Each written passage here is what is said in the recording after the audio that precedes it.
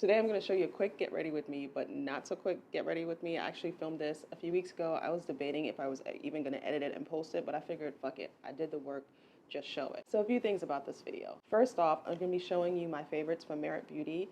These are the beauty staples I use for my everyday quick makeup looks, or like my social media content creation go-to, because a lot of time when I'm creating content, I batch shoot. And what that means is I'm shooting 3 to 5 reels, TikTok videos, a YouTube video at a time. So I need to have a look for those days that's gonna work with every single video / every single outfit. So in this video, I'm gonna be talking about my background, my family, how I got into fashion, what school I went to, what it's like to work in the fashion industry. I genuinely think you guys will enjoy this conversation that I literally had with myself in a mirror. Bear with me, this is my first time doing this type of get ready with me, where I'm like in the bathroom trying to do my makeup, trying to talk to the camera, and I was in a hotel room, so I didn't have enough width to work with. And then even though I had the camera position, it was weird looking into the camera because there was this like light beam in front of the camera. You'll see. So I'm basically talking to myself in the mirror and I'm barely looking at you guys, but it's fine because the conversation is fun. You're gonna enjoy it. You're gonna see my beauty staples, and it's a win-win for everyone. Another thing, I also broke my camera lens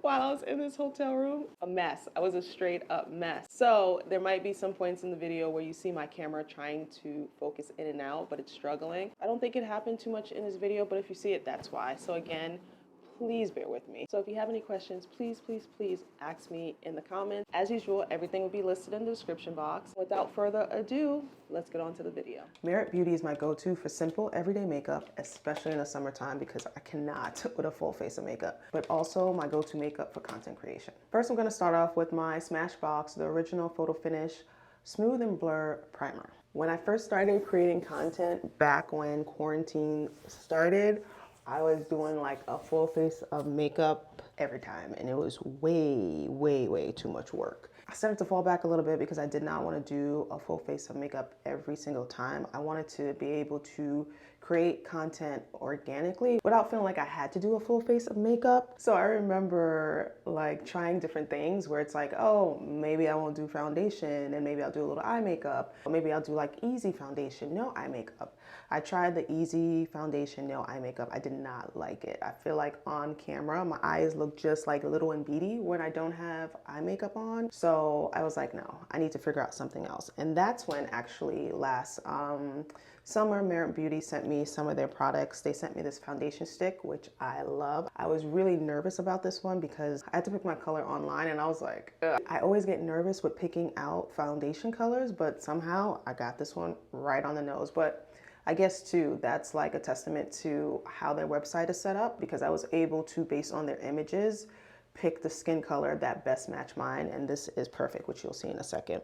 But then they also sent me this Mood Cheek Color Blush, which I love. I was never really into wearing blush before I got this, but this is like really dope. I love this one. So while I do this video, I wanted to do a quick little just background about me, questions people have. So I was born and raised in Brooklyn, New York. My family's from Haiti. We lived in Crown Heights initially, and then after that, we moved to Canarsie in Brooklyn. And if you don't know where that is, it is fucking far. That's all I have to say about that. So from a young age, I was always interested in art. So I knew I wanted to do that when I got older. I just wasn't sure what area exactly I wanted that to be. Like, look how good this color is on my skin. It just blends out like perfectly. The foundation came with this like little blending brush, which I love because the bristles are so soft, but yet like full and sturdy, if that makes sense. I knew I wanted to be a fashion designer, but I also wanted to do animation. I also wanted to do illustration.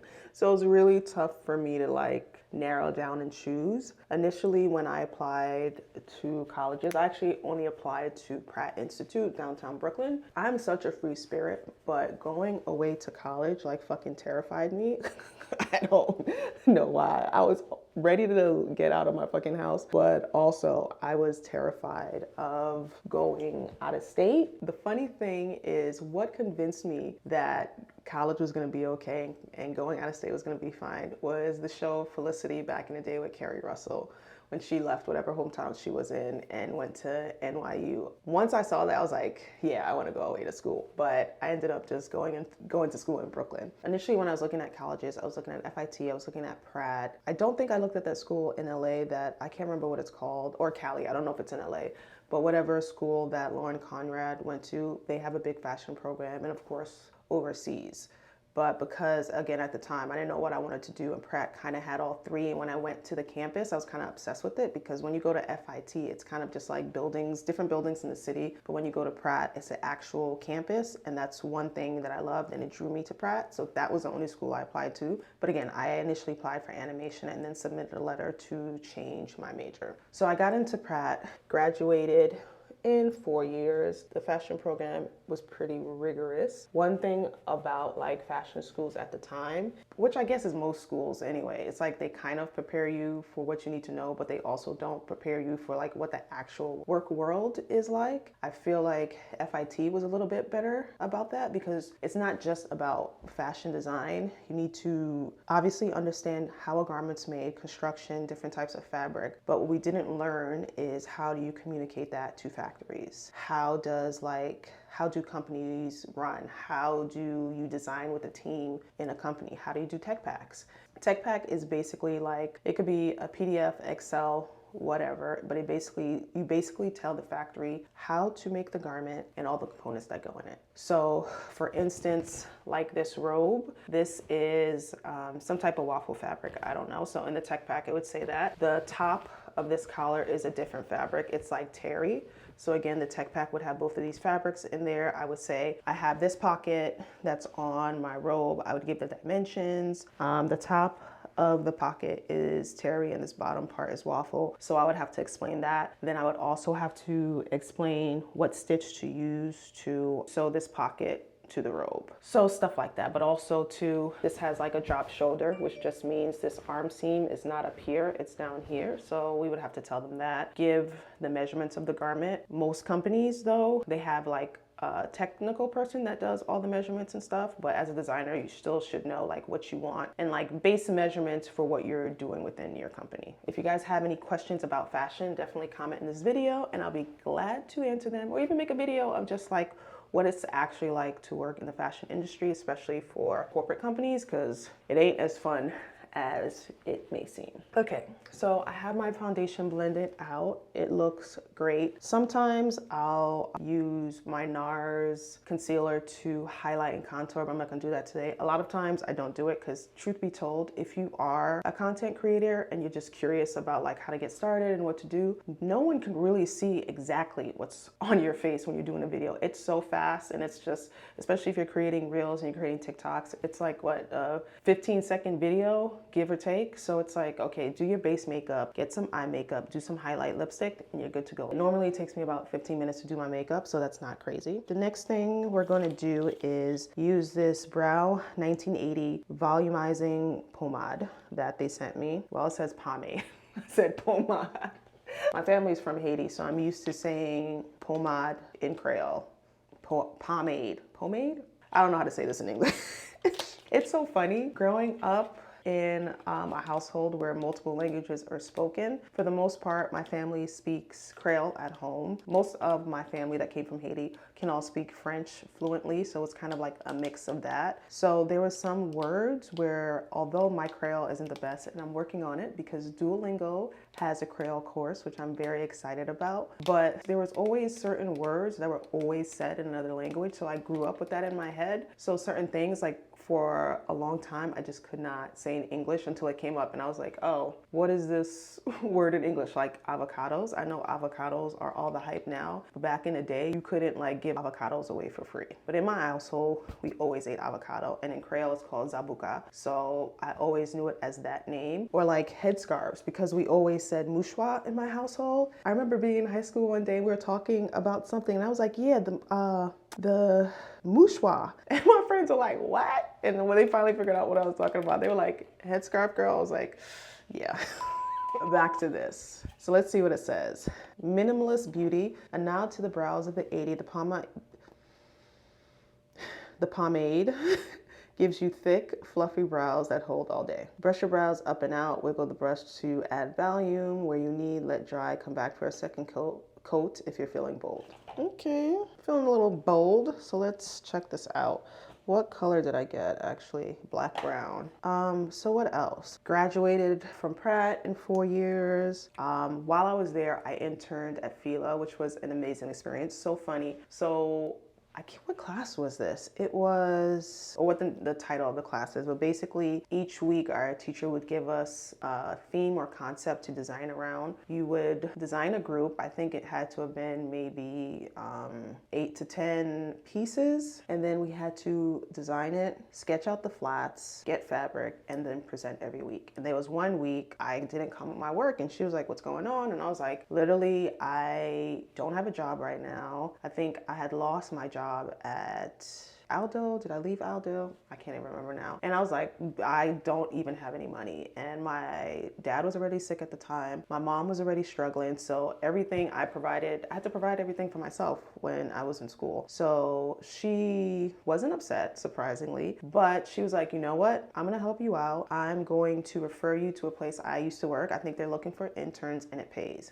Turns out they were, and it was at Fila. So I did an interview, got the job. I worked there for about 3 years. Yeah, 2 years in school, then 1-ish or 1.5 out, something like that. It was an amazing experience. I met people that I'm still friends with till this day. Literally learned so much. At the time when I was graduating school, it wasn't mandatory to know how to illustrate clothing and flats in the computer. And I'll show an image over here if you don't know what a flat is. It's basically sketching the clothing out in the computer, which is like an industry standard at this point. But when I was in school, it wasn't mandatory yet. So when I got to Fila, which is weird because clearly at the time, a lot of companies were using this program. So why wouldn't it have been mandatory for me to learn it in school? So I get this internship and what they really need help with is sketching. They would call me when they needed to do random shit, but because I didn't know how to sketch on the computer, I wasn't getting called for work. And then one day my boss was like, she called me and she was like, you know what? We're just gonna fucking teach you. Why have you and not use you? We need to be, you're an intern, we need to be teaching you. So they brought me in,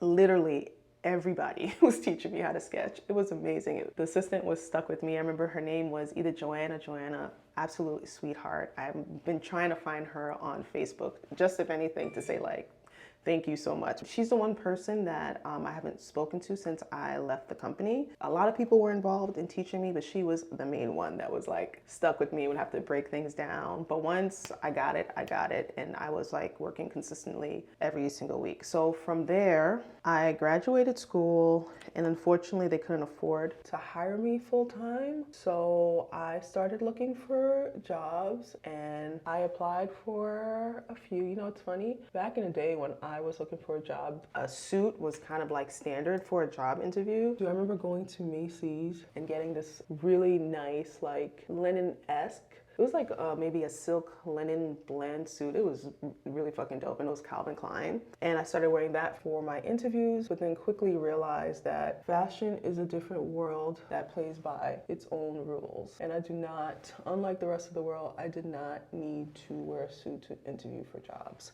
I interviewed for Sean John Kids, and then I ended up freelancing for them for, I think like 2 weeks. Then I interviewed at Aeropostale. Both places offered me jobs. It's so funny, I didn't know what the fuck to do. I was talking to different people trying to get advice on like what I should do, how to negotiate, and also like in a fashion industry, you can quickly get stuck in a category. So if you're going to do something, you better make sure you want to, because it's gonna be hell getting out of there. So say you do kids, it's gonna be tough for you to get like a women's wear job. Not impossible, but tough. So after talking with people, the back and forth between both companies, I got both of them to give me more money, but ended up ultimately going with Aeropostale, which was a great choice. I really enjoyed working there. Again, another company that I learned so much. This time though, I really started learning like more so fashion construction, how to do tech packs. I worked on the women's team designing knits, which is like, you know, t-shirts, sweatshirts, not sweaters, cut and sew knits, which is, think about anything that's made out of a stretchy fabric that they cut and then they sew, whereas a sweater is actually knitted. So that would be sweatpants, sweatshirts, t-shirts, any type of cotton top. Again, it doesn't have to be cotton, but I'm trying to not so much use industry lingo so you know what I'm talking about. Yeah, I worked there for about I need to get a new one. This is like running out. I don't even know why I'm trying right now. So I worked there for about 3 years. Amazing people, amazing team. I was able to bring some of my friends there to also intern, freelance, work, whatever. Yeah, wherever I go, I'm bringing my people with me. From there, I left because I wanted more money and I wanted to try new experiences and new things, and I was kind of over it at this point. Not the people, just like other things, you know, in fashion. The only way to make money is to move around. So I ended up getting a job at a company named Regatta. Terrible company. Yeah, I stayed there longer than I wanted to just because it jaded me, and I had to really figure out if I wanted to continue working in fashion. So I went through periods where I was like looking for jobs like crazy, and then not, and then it's like a lot of places too, a resume isn't good enough, so you have to do like a project for them, which sucks because you bust your ass to do literally like a project. They'll be like, oh, design 10 garments, we want to see themes, we want to see color and fabric, and then sometimes they don't fucking hire you or they steal your ideas. I remember I had to do that for DKNY, did not get hired. I was so fucking pissed. The blessing with that company is they were always getting new licenses to design for different brands. So say like we did have like a Skechers brand at one time, Sofia Vergara. They did whatever line Drew Barrymore had pre-COVID, but within the last like 6 years, they worked on that. And how it works is these brands that are already established, we buy a license to design under that brand's name. So sometimes we have full reign, or other times we have to get approval from that brand for our final product that's going into whatever stores. And for this company, most of the products sold either to Macy's, Walmart, some Sam's Club stuff. Sam's Club, I think that was kind of like their bread and butter. Some things in Target, kind of ranges this full spectrum. They had so many different brands. Some were a little bit on the higher end side, which sold to like Saks. I remember we had one brand that was an opening ceremony in Lower Manhattan. So it just all depended on where the brand was, where we sold to. So higher end brands,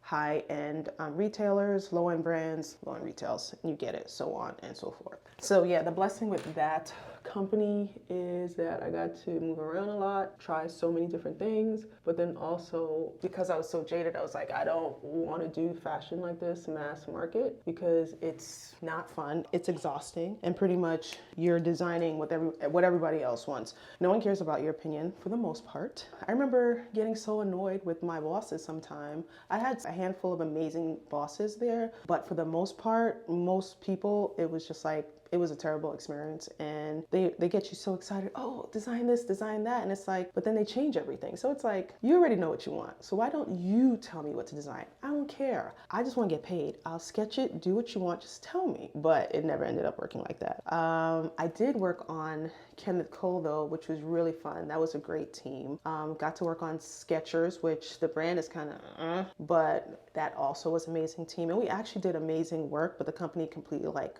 fucked it up, and that didn't end up going anywhere. That's not the only one. I definitely worked on some other stuff that was great, but you get the gist. I was there for about 8 years until I got laid off, and let me tell you, I was so fucking happy. I wanted to get laid off so bad, and it's so funny because one day my boss came in, like I knew I was getting laid off because they had like alerted us beforehand, or they alerted us of the potential, maybe not exactly that we were getting laid off. And my boss came in so excited one day, and I was like, I hope she didn't find me another position in the company because I got to go. So I remember going up to her and was like, yo, my dad is really sick. I don't know what the fuck is going on in my life right now, but I want and need to spend as much time with him as I can. So please, if the opportunity arises, just let me go. And I am so glad that I spoke up and said something, because if not, I would not have gotten let go, and I would have not have been there for my dad's, last year, I think. I got laid off in April, which was great. My grandfather was sick at the time, and we were able to coordinate so that my grandfather and my dad were in the same home at the same time. And, you know, state run, and if you don't have great insurance, like Medicaid, Medicare, whatever nursing home your family member ends up to is gonna fucking suck. What's more important is that you need to make sure that you and the members of your family have easy access to get to that facility, whether it's every day, every other day, because you got to stay on those bitches back. Because if not, I remember one time I came into my grandfather's room, and it was weird at the time, but now that I think about it, it's like when you're of a certain age, and he was in his 80s at the time, my grandfather was as healthy as an ox for most of my life. And granted, there were definitely scares here and there that I didn't know about, that I found out about like after the fact, but regardless,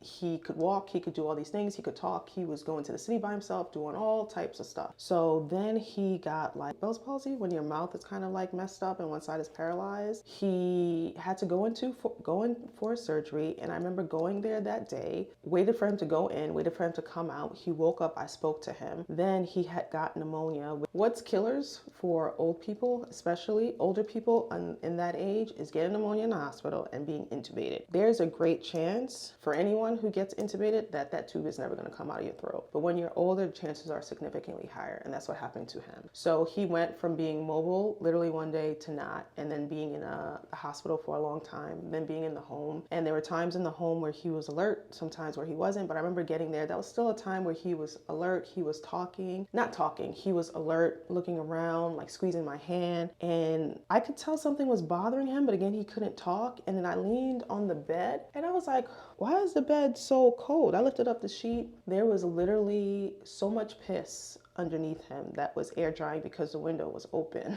So he was laying in cold piss for like how long? And when I told you I went off on those people, but that's just for your reference. If you ever have a person in a home, regardless of anything, make sure it's someplace close enough where you can check up on them and you can put pressure on those people's necks. So long story short, right there they changed him when I came in. I remember he was just squeezing my hand so tight and just saying thank you without saying thank you. Miss my grandpa, but okay, so back to that. So I got laid off in April. Then another best thing that happened to me was that company ended up calling me back for freelance. And it's funny because I didn't even know what to charge. And my boss was like, oh, can you do freelance? I was like, yes, I'll do freelance. And she was like, how much? I put a number, and she was like, that doesn't sound right. Without telling me what number to put, she was like, every time I put something in, she was like, that doesn't sound right. You sure? That doesn't sound right. Until I put like a specific number, and she was like, perfect. I'll put in the paperwork and you'll start. So from April to July, I think I was off. So I was going to the nursing home frequently, doing a whole bunch of other things. I got severance, so I was okay for a little bit. I started freelancing, I believe that August, and then my dad died that December, and then my grandfather died that following March or April. So that's just to say, like, follow your gut, follow your instinct, because I wanted to get laid off for so long, and I could have just saved up and quit, but I was so scared of taking that plunge and that jump. But once the opportunity came, I took it, and literally that was like, I don't remember what year that was. I think that was 2015-ish. Haven't had a full-time job since. I've been freelancing in fashion, and honestly, I stayed at that company for a very long time. They like split into two different companies. Then once this company ran itself into the ground, which we all knew was going to happen, I started working for the other side of the company, and that was I think 2019. Beginning of 2019, I was still working for company A, and by the end of the year, my freelance had gone out, but someone else from that company who moved to the second company, company B, took me along with her, and that's where I'm at now. So now I'm working for Centric Brands, and I'm designing for Averex, which is an old outerwear brand. Their heritage is kind of like based in army and like military jackets. They did all of the jackets for the first Top Gun movie. Yeah, and then they took over literally the 90s. I would say maybe early 2000s, and I'll throw some pictures in this video. Everybody was rocking an Averex back in the day. So to be back at this brand that's relaunching and it's going back to that heritage, it's kind of like full circle, because I remember being so young, wanting an Averex jacket, but not being able to afford it, but watching like my favorite rappers, celebrity, Jay-Z, Nas, Biggie, Method Man, you name it. Everybody was fucking rocking an Averex. So I'm working for the company now. There's only 5 of us on the team. So we have the VP of design, which she's fucking amazing. She directs the vision for the line, and we kind of like filter that in, with what the themes are going to be, what the colors are going to be. We all work as a team. We have the graphic artist, so creative director of the artwork. I work closely with him on just like sketching the product, catting it the way it needs to be, coloring it. And then we have someone else who's also like, he designs, does the art, the CAD work, and CADing just means like coloring it up. Then we have a technical designer, and she does make sure that the jackets fit impeccably. So she'll put all the measurements in the tech pack, and every time we get a sample in, we have to fit on the model. She takes care of the fit and making sure it's perfect and communicating that to the factory. So yeah, that's where I'm at now. And I didn't say before, right now I've been using the Fenty liquid eyeliner that I love with the felt tip. I've been trying a few different brands because I don't know if it's the artist in me, like to use something that's more of a paintbrush and fluid, but I've been enjoying this. I also really liked the Marc Jacobs eyeliner, but last time I went to Sephora, they didn't have it anymore. So that's that. So yeah, I'm really hoping this is my last design job and I can do content creation full time, because that's what I want to do ultimately. So the next product we have from Merit is the Bronze Balm. It's a sheer bronzer. This looks so pretty on the website. A sheer buildable bronzer that delivers a wash of natural warmth and depth. How to use, it says, for warmth, swipe where the sun naturally hits. To sculpt, swipe along the low points of the face, blend in with brush number 1 or with your fingers. Okay, let's try this one. Ooh, look at this packaging. This is very nice, very nice. Okay, so we're gonna try this baby. So we're gonna hit those spots where the sun hits. Let's hit this little point here. I don't know if this is gonna be weird with how I'm doing it here. I just wanna make sure I get here. It's really light and pretty. I don't know if you can see it. I think I'm gonna put a little bit more since everything's a little buildable, but this is really pretty. Wow. Just like a little bit of a shimmer. Not like a ton, but it's really, really, really pretty. Just a little bit more here and here.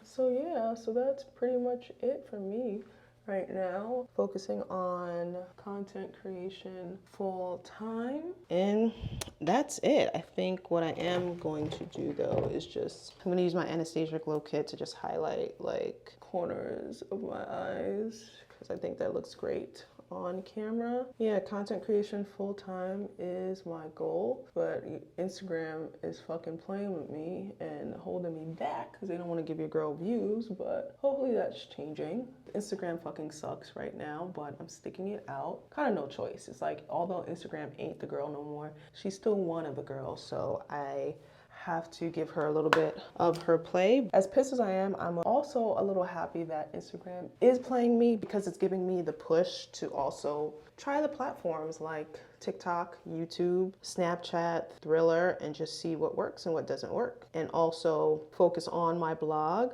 Oh yeah, I was focusing too much on Instagram and neglecting other things. I've finally made a commitment to myself that like Instagram, I'm only gonna post 3 to 4 times a week. That way I don't get too caught up in it, and I can also focus on TikTok, focus on my blog, on YouTube, because Instagram is just too much. It's like, I have about 12,000 followers, but then I'm not even averaging 200 likes on a picture. Like, that don't make no sense. They really do want people to like pay instead of like shit being organic, which is bullshit. The reason people on the platform is because of creators. It's like, if anything, my followers should be seeing my content, but I feel like they're not. So that's where I'm at, guys. So, you know, if you have any questions about anything fashion related, ask. If there's enough questions, maybe I'll do another video together of just like questions I get that are like fashion industry related.